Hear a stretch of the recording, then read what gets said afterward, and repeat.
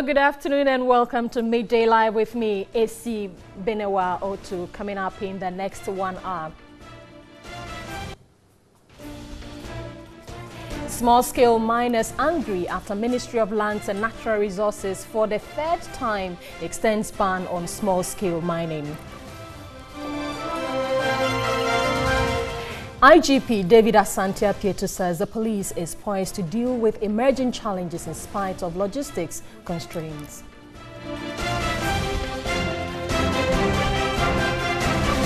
And in news elsewhere, Mauritius' first female president asked to leave office after being implicated in an expenses scandal.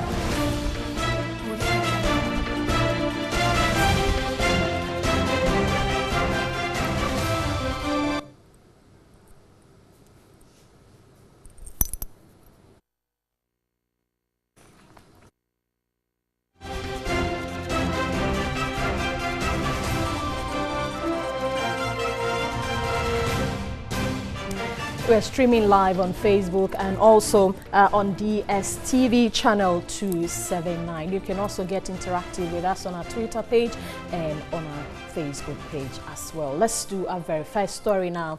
The Inspector General of Police, David Asante Apietu, says the police is poised to deal with emerging security challenges in spite of logistic constraints and sound. IGP gave the assurance when he joined night duty patrols on Thursday. He was impressed with the performance of the personnel on duty and assured them of adequate logistics to enhance efficiency.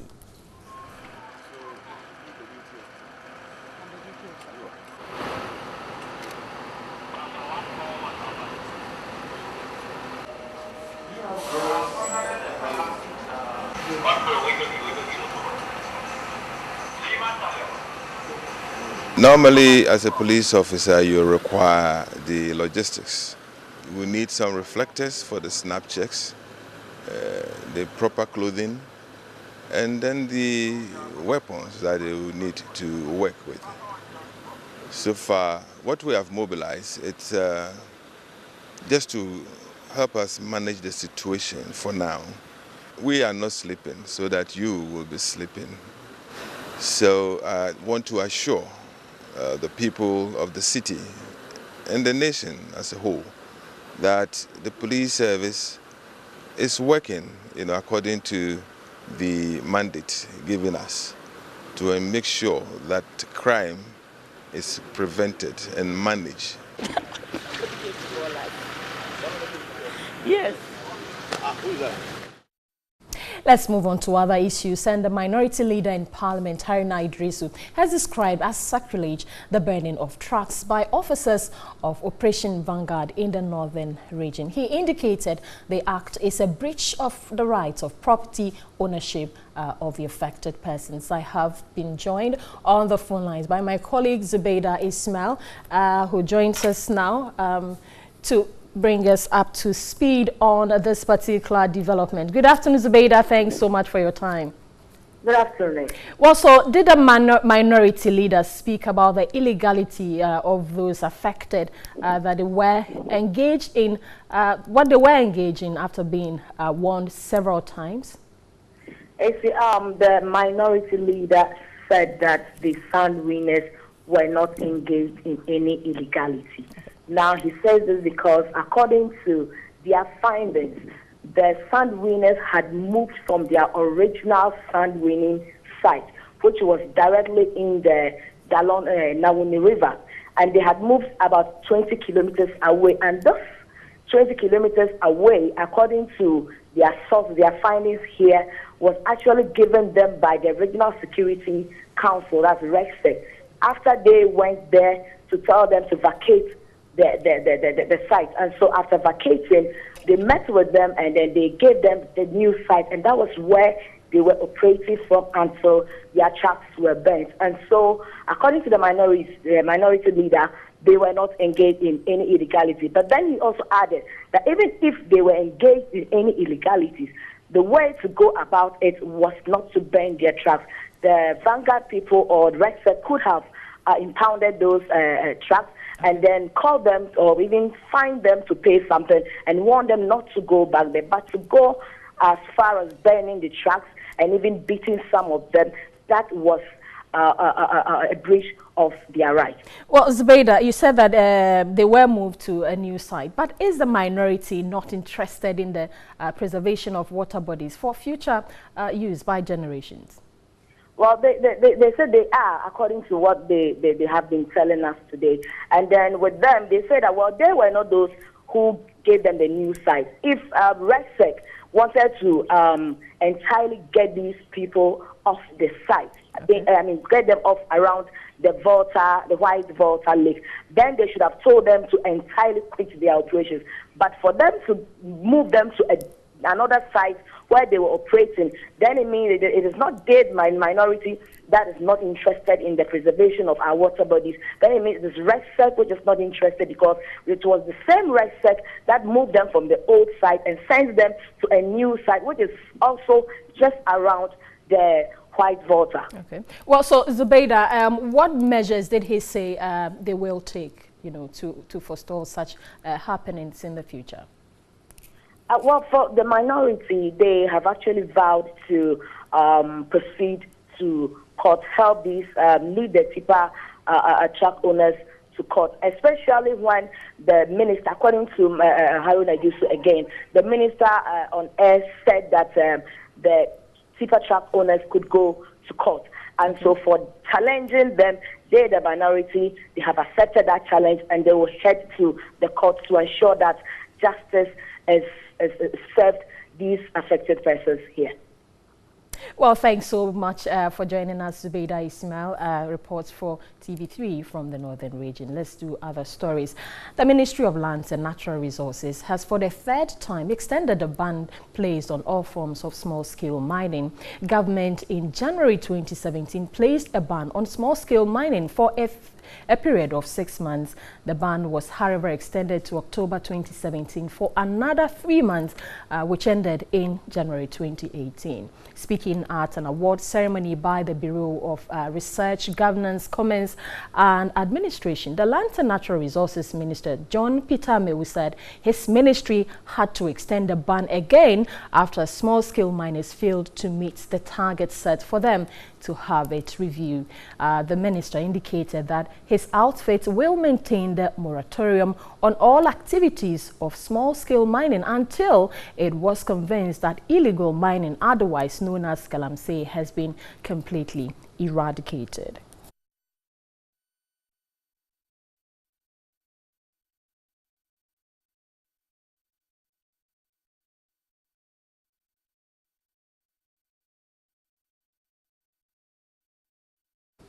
Well, so we can speak to the spokesperson of the Ashanti Regional Small-Scale Miners Association, Kwabena Boakye, to speak to us on this particular issue. Good afternoon, Kwabena, and thanks for your time. Good afternoon, Mrs. Well, so the ban on your activities has been extended again. Does this come to you as a surprise? All right. A very good afternoon to all your viewers. And in fact, as we speak now, we are disappointed in the government as resources, because you're breaking. Can you position yourself very well and talk to us? Is it okay now? Well, it's better. All right. So as we speak now, the ministry has not been able to come out clearly to state how far they've went in regards to the fight against galamsey. And then if you say that you are fighting illegal mining, why are the legal miners at home? And how can you place a ban on something which is illegal? It is not right. So to me, I think they have all failed. They have failed because based on our last meeting, we have identified a lot of illegalities going on in various places, which when we reported to them, they just told us that that is not our concern. So why then do they come and tell us that they are fighting illegality? It is not right. Well, sorry to cut you in. Did you say that placing a ban on something that is illegal is really not illegal? Did I hear you say that? If something which is illegal is illegal. So why should you place a ban? Just like saying that you are placing a ban on corruption. That means you're not ready to fight. Corruption is not good. If we are saying there is a ban on it, that means you will lift the ban later. I hope you get me. Okay. Good.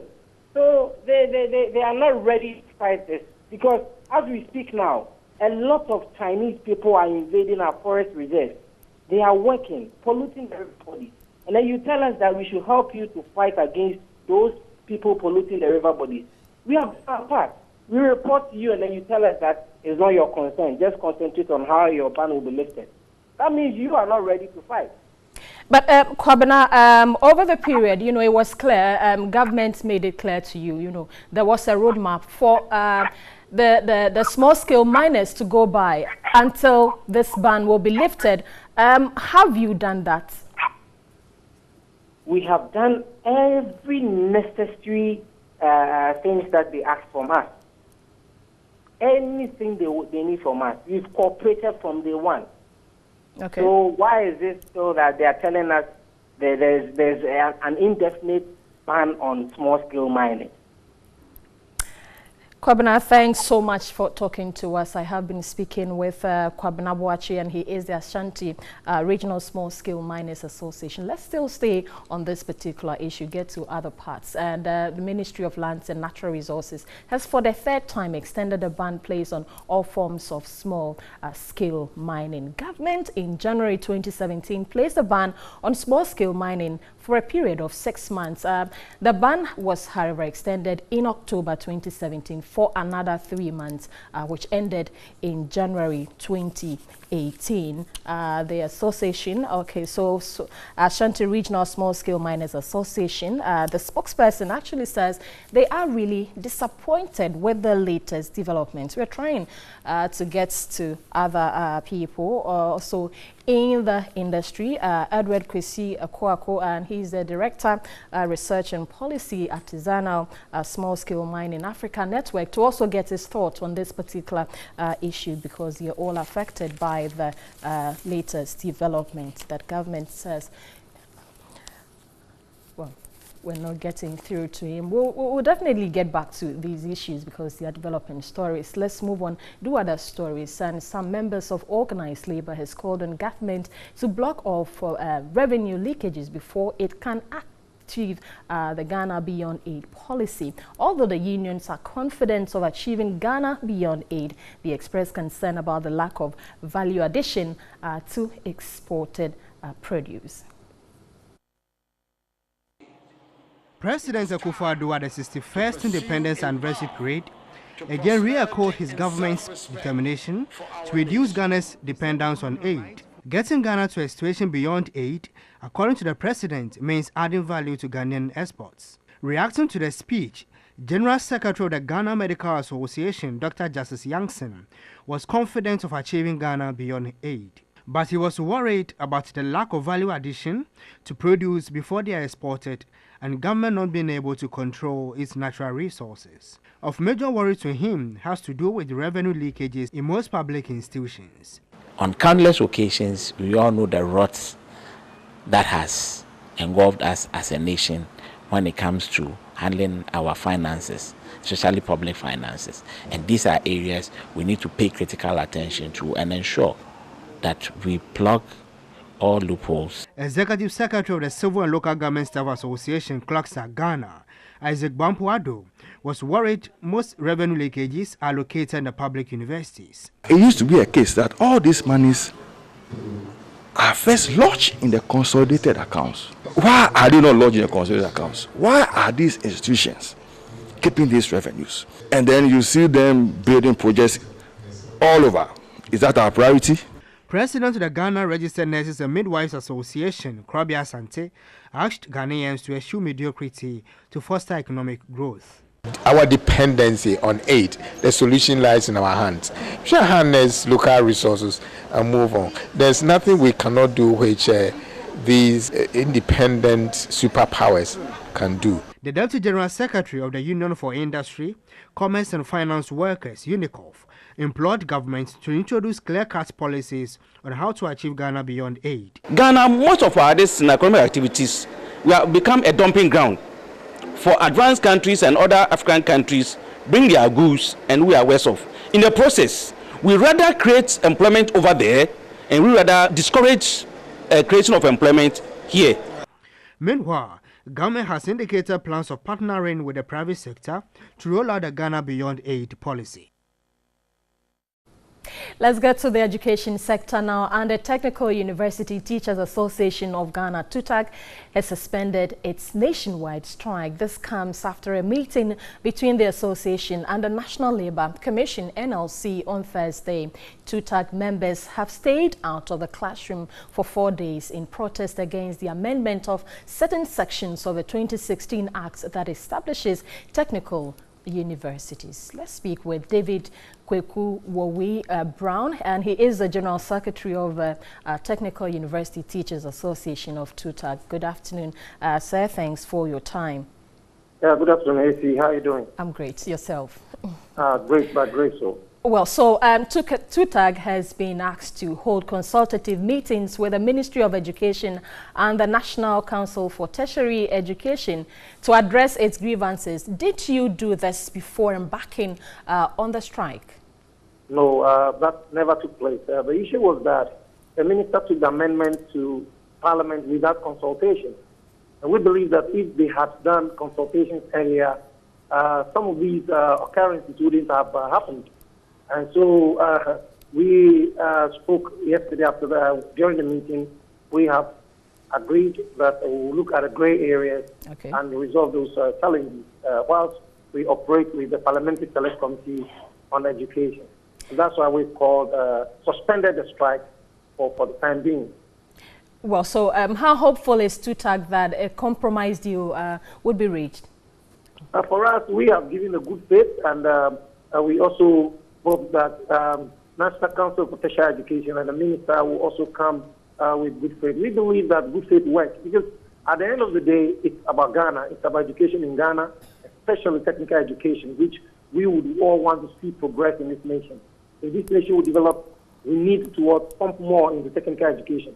We are thinking that if this government really has technical education at heart, then they should rather be thinking of how they can retool the institutions. Come and see the deplorable state of lecture halls and all that. Come and see the deplorable state of laboratories. This is what they should be thinking about, and not the control over the institution, who controls that and who controls this. And this is what we are talking about. And so we believe that they will act in good faith, as we also act in good faith. You know, anything devoid of that, we will just advise ourselves. You know, the students were to join us on a nationwide demonstration and all this, but we have to calm them down because they said, yes, we have had a discussion and we believe that the way forward should be good, and that is why we suspended the strike. Well, finally, before I let you go, so you've been away for some 4 days. How is there a roadmap to ensure that you catch up with the time lost so far? Even though we've had some strikes over 3-4 months, we've made available time and sorted those things out. So 4 days is nothing. It's just nothing. As far as you're concerned, we're going to make amends for the students. And it's 4 days. If you have a lecture to deliver, maybe 4 times, let's say 4 lectures, and it may not be 4 lectures for each lecture. Maybe within that 4-day lecture may have a lecture one course. You can always rearrange, reschedule a lecture for the students and deal with that. So we have put up mechanisms to resolve those challenges we have, our strike might have caused. And the students they understood the issue. So for us, we are poised for action, and we don't have problem with that at all.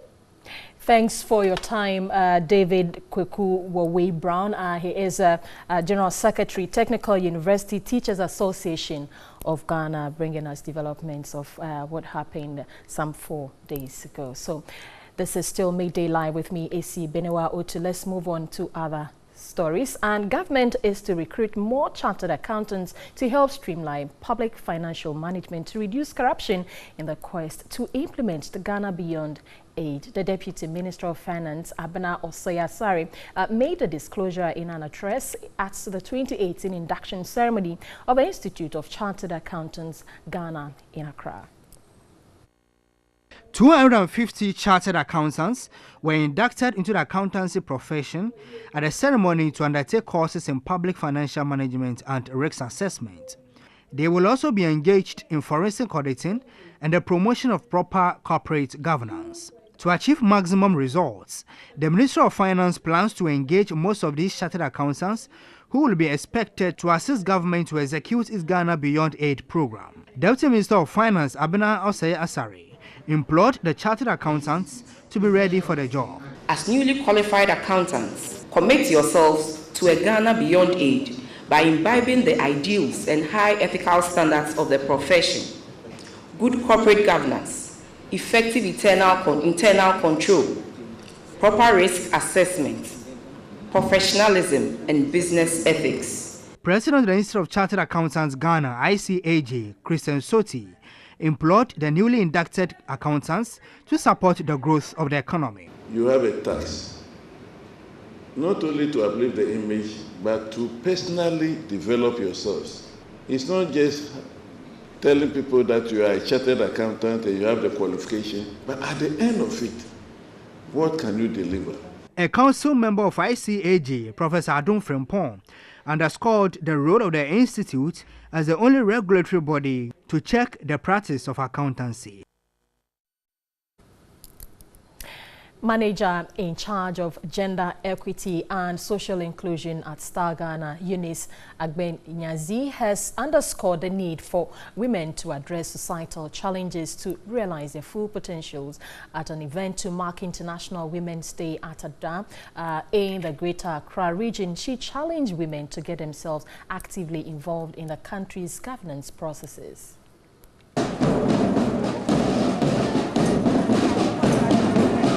Participants after a procession to create awareness converged at the Big Ada Community Center to mark the day. The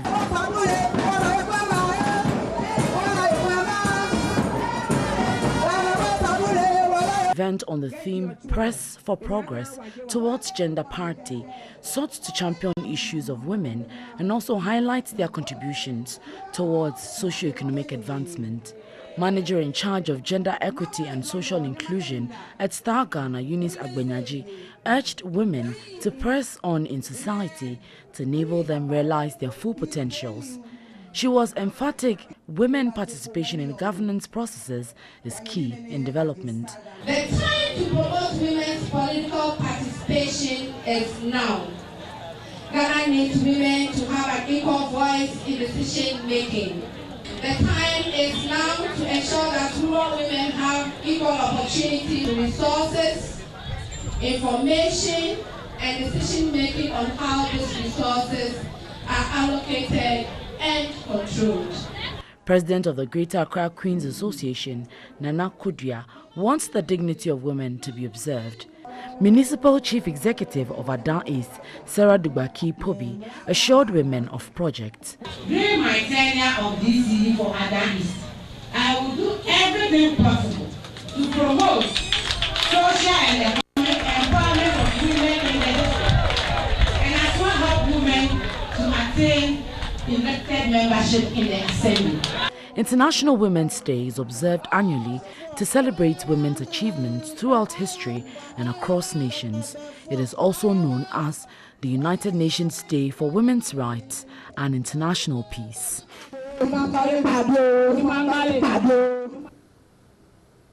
Parliament is expected to pass the Domestic Workers Regulation Bill in the next few weeks. The bill will seek to minimize abuse against domestic workers and ensure their societal security benefits are paid. The Minister of Employment and Labour Relations, Ignatius Bafwewia, made the disclosure in Accra prior to this year's International Women's Day in Accra. For years, domestic workers have complained about abuse from their employers, including non-payment of their social security benefits.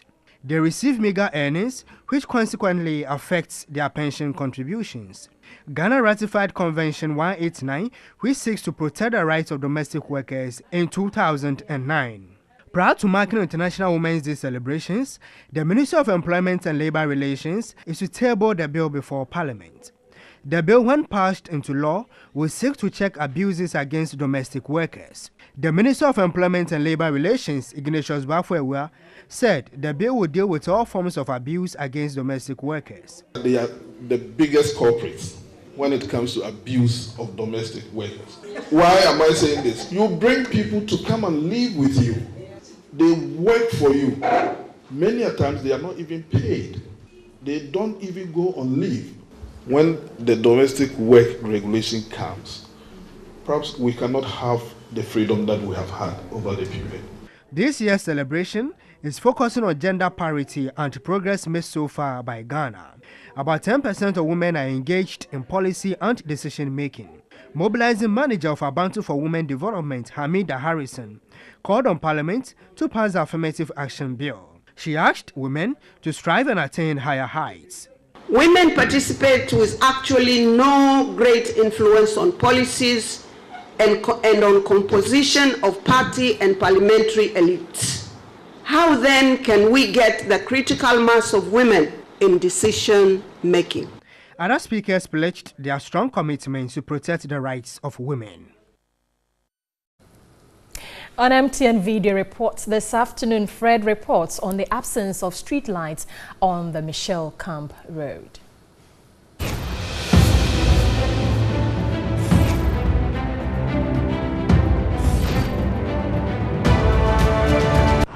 As you can see, I'm on the Matayeko Michelle Camp main road, and as at this time now, we can see the road is too much dark, and then we don't have any street light on the road. It is 7 p.m. this evening, and as at now, there's nothing like a light to light up the road, and you can see it is very dangerous. On my left here is a bush side, which is behind the Michelle Camp distant wall, and then you can see the main road leading from Ashama roundabout up going to Afienya. There is no street light on the road. Thank you. Reporting from Michelle Camp, Fred.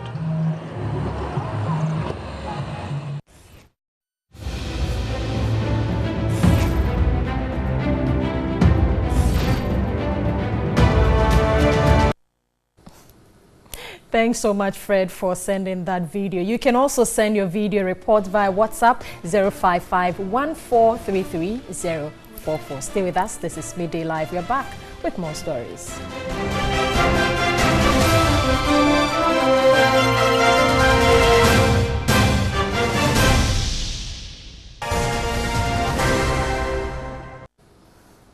Let's do business now, and the charging of mobile phones at various lorry stations remains a viable business venture in Accra. Operators say demand is high despite reliable supply at the markets and lorry parks. Nana Ikuya Mensa Brampa has more. Erratic power supply in the country from 2015 to February 2017 crippled some businesses. But some others, however, cashed in on the crisis, found a loophole and exploited it for profit. At Mokola area and the Tiptoe Lane at Kwame Nkrumah Circle, charging phones for commercial purposes is still a profitable activity with patrons, although the power crisis is no more. Meet Roland, a mobile phone charging operator who has been engaged in the business for almost 4 years. The business is going good. About 300 phones. Sometimes it comes like 1.3, 1.5 in a day. The time we're doing so, we did not get money like as at now. With the use of electricity, operators do not charge mobile phones alone. Power banks are also charged at a flat fee of 1 Ghana cedi irrespective of duration. Some also provide digital services like the transfer of songs, videos and documents for 20 pesos each. In the face of competition and with the operators spread across the market, one is able to charge about 300 mobile phones on a good day and 80 on a slow business day. Between make it 100 Ghana, 80 Ghana. Semaye careless. Na so be am for phone there. The only challenge I have is that if I don't stay vigilant, people will steal the phones. Another lucrative business here is the sale of second-hand phone batteries. With about 10 cedis to 30 cedis, one can get a fairly used battery for a smartphone. Some even go for 1 Ghana cedi. The phone charging business is gradually becoming an employment avenue for many who have nothing to do. The Nkrumah Circle station alone has over 12 phone charging operators, perhaps a business worth venturing into.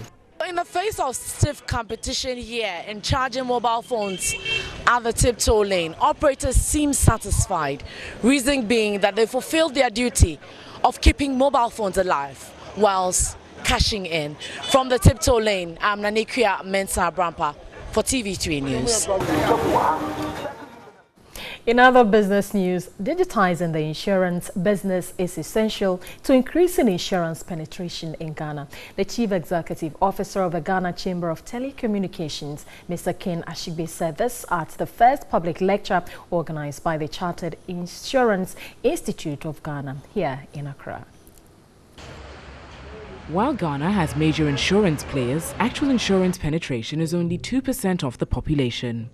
CEO of the Ghana Chamber of Telecommunications, Ken Ashigbe, said digitizing insurance will serve as a safety net to ensure secure transactions and an easier way of gaining more subscribers.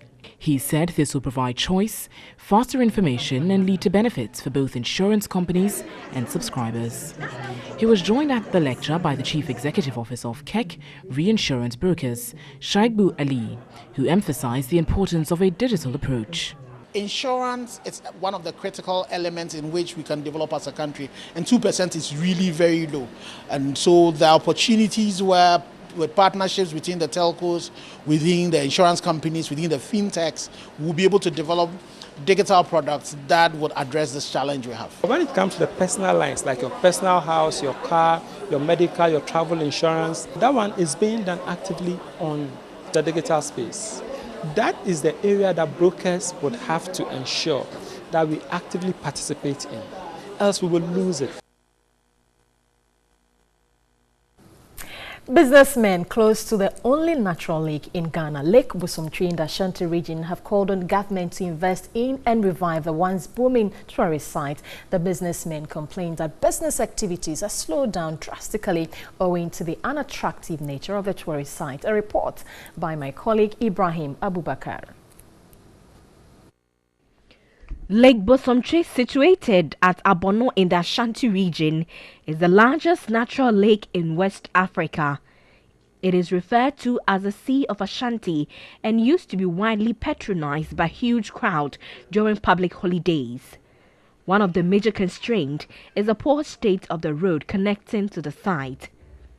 2 of the lavatories are no more in use and revelers are forced to attend nature's call around the facility.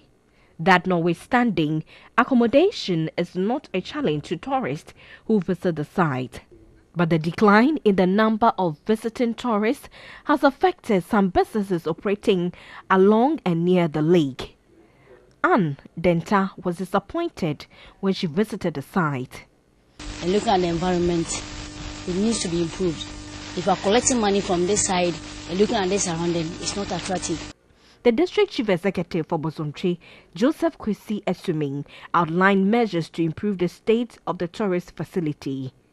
Lake Bosomtwi currently contributes about 35% of the Assembly's internally generated funds. We are back with more stories. Stay with us. We'll be right back.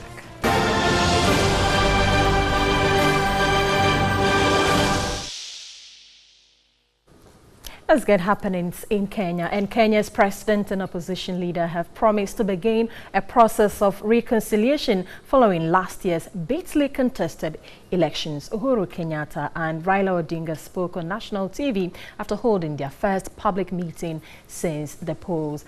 About 150 people were killed in the aftermath of the disputed election. Earlier this year, Odinga swore himself in as the people's president and refused to recognize elections winner Mr. Kenyatta as head of state. Until now, both had dismissed calls for talks. And joining me from Nairobi is Emmanuel Yagon. He is a freelance journalist to talk to us about this latest development. Good afternoon, Emmanuel. Thanks for joining us. Good afternoon. Well, so this comes as good news for Kenyans, isn't it? Yes, so most people, it's what they've been waiting for. And according to most of the people who commented about that, I think it's been long overdue because there have been calls for dialogue since after the elections happened. And now that they have actually happened, it seems to be a good thing and that we are headed in the right direction. Well, so Kenya is sharply divided along ethnic lines because of the political standoff. How are supporters of the two, especially Odinga's, taking the news? Well, it wasn't expected that this would happen because you remember that both sides had held strong points that they are not going to engage in any dialogue, with the Jubilee side saying that they will only dialogue on matters development, and these other sides saying they will dialogue on matters of electoral reform. But now that this actually came as a surprise because when I told you there had been no communication earlier that this was happening, so it's something that happened without the public knowing, and now that they have called on the nation and told the nation that they are going to be working together, both sides of the divide are now one, surprised that this actually has happened, but now there is the aspect of being hopeful that things will change for the better because the brunt of the economy is hitting everyone, irrespective of which divide you are in. Yeah. And people are hopeful that now things would work better. Thanks so much, Emmanuel Yagon, for bringing us these latest developments. We'll get back to him in our subsequent bulletins. Emmanuel is a freelance journalist in Kenya. To other international news, and Mauritius' first female president, who is also the only serving female president in Africa, has been told to leave office after being implicated in an expenses scandal.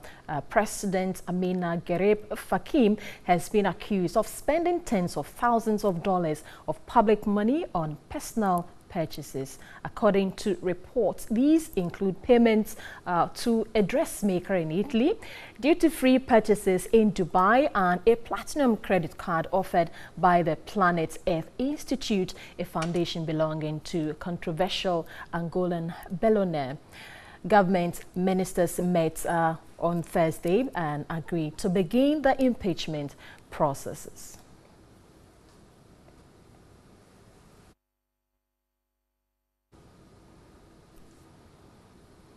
North Korean leader Kim Jong-un and U.S. President Donald Trump are to meet in person by May. News of a meeting was delivered by South Korean officials after talks with Trump at the White House.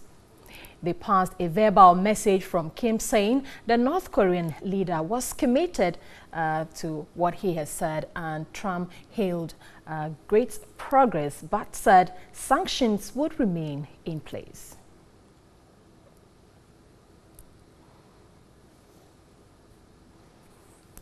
Finally, in international news, a UN convoy of 13 trucks has entered the rebel-held eastern Ghouta area of Syria to deliver urgently needed aid. The International Committee for the Red Cross said food and medical supplies have arrived in the town of Douama. It follows a pause in Syrian government airstrike overnight, with the situation in besieged enclave on Friday described as calm.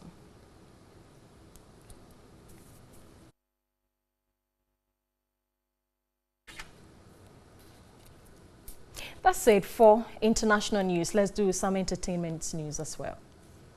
Entertainment news is brought to you by